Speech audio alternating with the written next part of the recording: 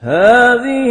جهنم التي كنتم توعدون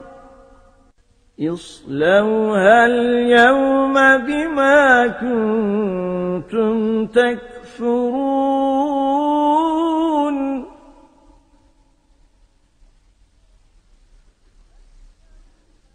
اليوم نختم على أفواههم وتكلمنا أيديهم وتشهد أرجلهم بما كانوا يكسبون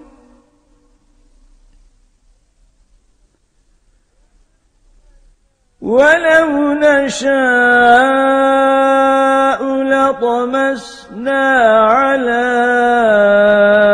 أعينهم فاستبقوا الصراط فأنى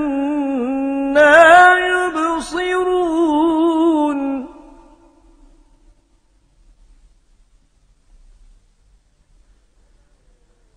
ولو نشاء لمسخناهم على مكانتهم فما استطاعوا مضيا ولا يرجعون ومن نعمره ننكسه في الخلق أفلا يعقلون وما علمناه الشعر وما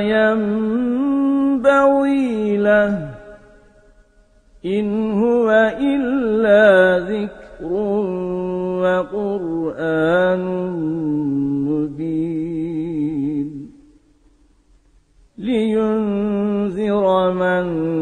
كان حيا ويحق القول على الكافرين أولم يروا أنا خلقنا لهم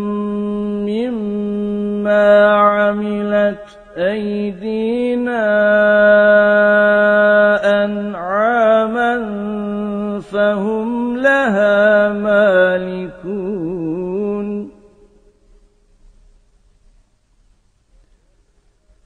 وذللناها لهم فمنها ركوبهم ومنها يأكلون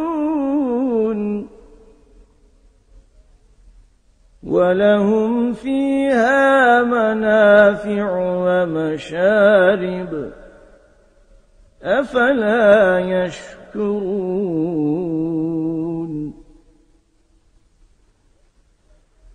واتخذوا من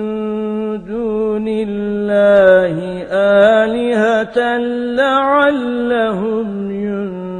ينصرون لا يستطيعون